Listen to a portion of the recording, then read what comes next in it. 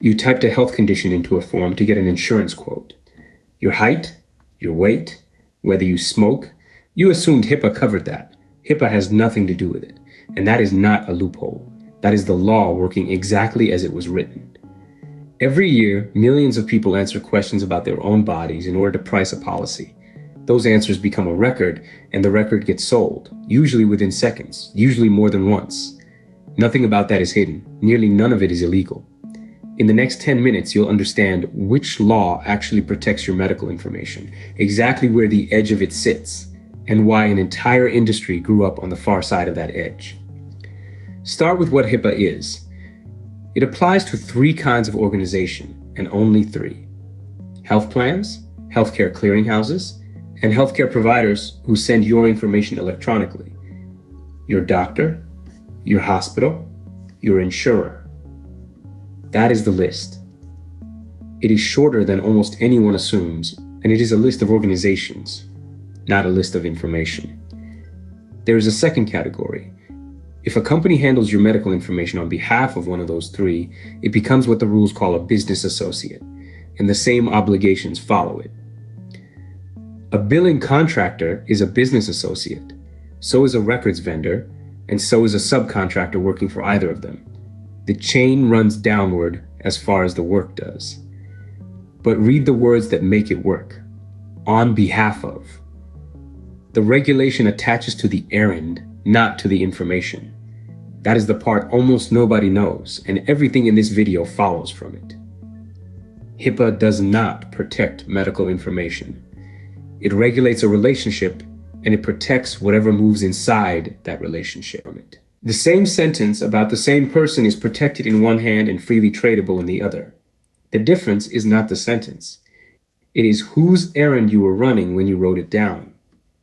So consider the form, not a hospital form, a comparison page, the kind that offers to find you a better rate in 60 seconds. Nobody at that company is your doctor. Nobody there is your insurer, yet. Nobody there is running an errand for either of them. They are running their own business, on their own account, and what they are selling is you. There's a whole stack of them, and the industry uses the words precisely. A media buyer buys the traffic. An affiliate runs the page you land on. An aggregator collects records from many affiliates. An advertiser, which here means the buyer, purchases them. And at the end sits whoever actually wanted to talk to you. You can join at almost any level. Take an offer, send traffic to their page, and you are paid for every lead. Take a different offer and you are paid per phone call instead. Or build the page yourself and post the records straight into a buyer's system. Thousands of people do exactly that. None of them are covered entities. None of them are business associates. Here is what happens when you press submit. Your record does not go to one buyer. It goes out to many at once, and this first message is deliberately incomplete. On a health insurance form, it carries your postcode, the kind of cover you asked about, your age, and roughly what your household earns. It does not carry your name. It does not carry your phone number. Those are held back. The buyers bid on a description of you, and only the winner is told who you are, and adjust your sense of time. A phone call is auctioned in about 5 seconds. A form is slower. The bidding alone can run for 30. One more thing travels in that second message: a certificate recording that you agreed to be contacted at all. It moves with your name, so it reaches the buyer only after they have committed to buy. The consent arrives with the receipt. 2 messages then, one that describes and one that identifies, and they are separated on purpose. Ask why, and the honest answer has nothing to do with privacy. You do not hand over the asset before you have been paid for it. A name and a number is the entire product. Give it away in the first message, and there is nothing left to sell in the second. That is the whole reason, and it is a commercial one. It comes back at the end. So the first thing that does not protect you is HIPAA, and now you know why. The relationship test fails at the first step. Nobody in that chain was running a covered entity's errand.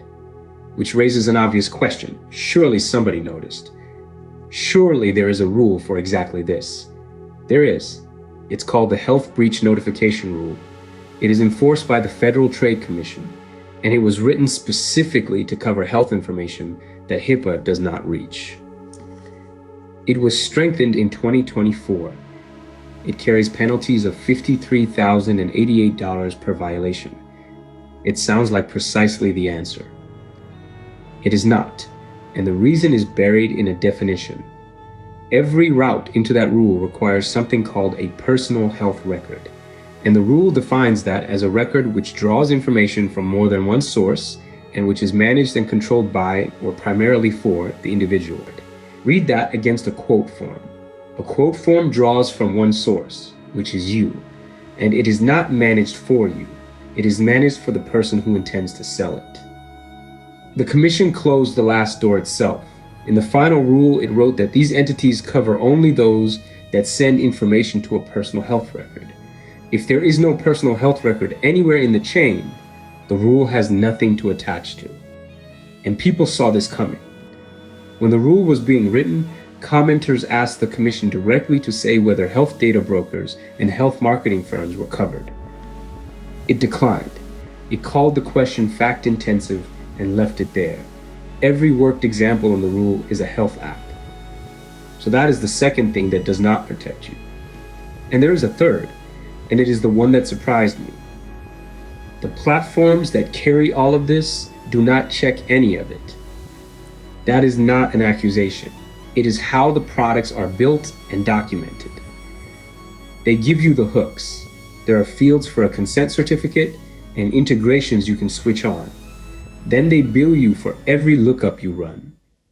One platform's own documentation notes that if you leave an optional field empty, the filter checking it is skipped rather than failing the lead. The system does not object. It simply passes. So if the health law does not reach these companies, and the breach rule does not reach them, and the platforms do not check, then who is actually setting the rules? The buyers are. In the risky verticals, insurance, lending, anything where a complaint gets expensive, a record arrives carrying a certificate. Two names dominate: Trusted Form and Jornayaju. They are proof of consent. They record that you agreed to be contacted, when you agreed, and on which page. Some buyers will not touch a record without one. That requirement is real. It is enforced daily, and it moves millions of records. It is also not law. It is a purchase condition invented by the people writing the checks. But look at what the certificate is for. It exists because of a telephone law. It proves you agreed to receive a call, and it protects the buyer from being sued for making one.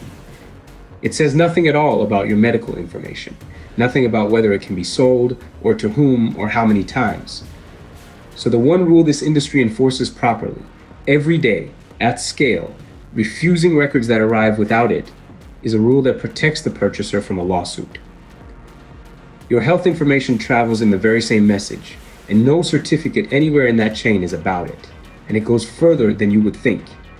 One of the larger certificate services lets a buyer refuse a record based on how long you spent on the page, or on whether you typed your own details, pasted them in, or let the browser fill them for you.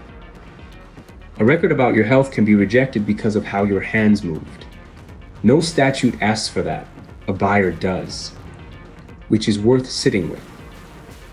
The most reliably enforced rule in this industry is enforced by buyers protecting themselves, not by a regulator protecting you. We will spend a whole video on that. But go back to the two messages: the description, then the identity. I said the separation was commercial, and it is. Now put that beside the law. HIPAA draws its boundary at the relationship. The industry draws its boundary at the point of payment. Those are completely different reasons, and they land in almost the same place. Nobody built this to evade a statute. Nobody sat in a room and traced the edge of HIPAA. They built a machine that holds back the valuable part until somebody pays. And that machine happens to sit exactly outside the law because the law was drawn around a relationship these companies never entered. That is the finding, not a conspiracy, an alignment. And an alignment is far harder to legislate against than a scheme because there is nothing to catch anyone doing unless you change what the law is drawn around, which Washington and Nevada have both now done. On the 31st of March, 2024, laws took effect in Washington and in Nevada. Both say the same thing. Selling this kind of health data now requires a written authorization signed by you. It has to describe the data being sold, it has to name the seller, and in both states, in almost the same words, it has to name the person buying it. I'll leave that beside one fact from earlier in this video and let you put them together yourself. The buyer is chosen by an auction that runs after you press submit. So nothing in that chain is hidden, and nearly none of it is illegal.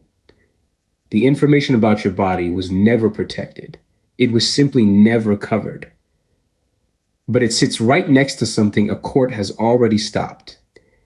In January of this year, at the Commission's request, a federal court in Florida halted 12 companies accused of selling people something that only looked like health insurance. That story is in a few weeks. If you want to see how far this goes when nobody is checking, subscribe, and I'll show you.